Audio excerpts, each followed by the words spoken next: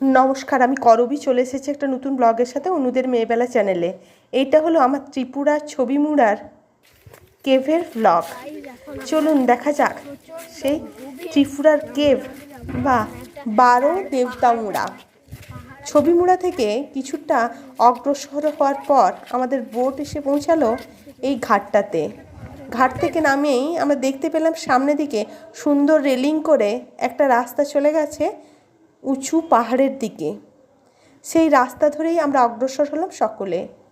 যাওয়ার সময় দেখতে পেলাম এই রাস্তার দুদিকে উঁচু খাড়াই পাহাড়, আর তার মধ্যে বিভিন্ন আগাছা সহ বিশাল বিশাল বাঁশের বন। এমন একটা অভূতপূর্ব মায়াময় আলো আঁধারের সুন্দর দৃশ্য রচনা করেছে, যা মনোমুগ্ধ করে তুলেছিল সেই মুহূর্তটাকে। এরপর দেখতে পেলাম একটা শিবলিঙ্গ, এবং সেইখানটা পার হয়ে আমরা আবারও অগ্রসর হলাম উপরের দিকে। ভিজে স্যাঁতস্যাঁতে একটা পরিবেশ, আর সেই গ্রিল ধরে অগ্রসর হচ্ছি আমরা সকলে। চারিদিকে আলো আঁধারির এক মোহময় পরিবেশ, মাঝে মধ্যে গাছের ফাঁক দিয়ে সুন্দর সূর্যের আলোক এসে পড়ছে এইখানকার আধো অন্ধকার রাস্তার মধ্যে। এমন মোহময় পরিবেশে এসেছি, অথচ ফটো সেশন হবে না তা তো হতেই পারে না। তাই বেশ কয়েকটা ছবি উঠিয়ে নিয়েছিলাম আমরা সকলে মিলে। এমন সুন্দর প্রকৃতির পরিবেশ সত্যি দু চোখ ভরে দেখার মতো। বড় বড় উঁচু পাহাড়ের মধ্যে বয়ে চলা বিভিন্ন গাছের সারি, আর তার মাঝখানে সুন্দর গ্রিল করে রাস্তা।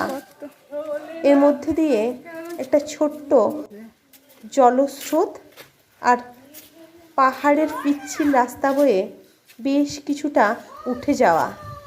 এরকম বেশ কয়েকটা এবড়ো খেবড়ো পাহাড়ি সিঁড়ি বেয়ে উঠে যাওয়ার পর আমরা পৌঁছালাম সেই বিশেষ জায়গা, অর্থাৎ ত্রিপুরার ছবিমুড়া কেভ। একটু সঙ্গে বলে রাখি, এখানে যাওয়ার সময় অনেক সহজ সরল বাঁশ চারিদিকে পড়েছিল, যা দেখে সত্যিই ভীষণ ভালো লাগছিল। বাবা তো সেই মরুতীর্থ হিংলাজের মতো একটা সুন্দর বাঁশের টুকরোও কুড়িয়ে নিয়েছিল হাঁটবার সময়।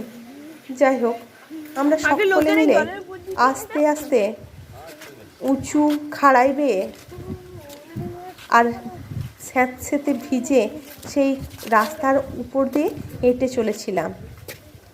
যাওয়ার সময় বুঝতেই পারছেন চারিদিকটা কি সুন্দর সবুজের এক অপূর্ব মোহময় দৃশ্য।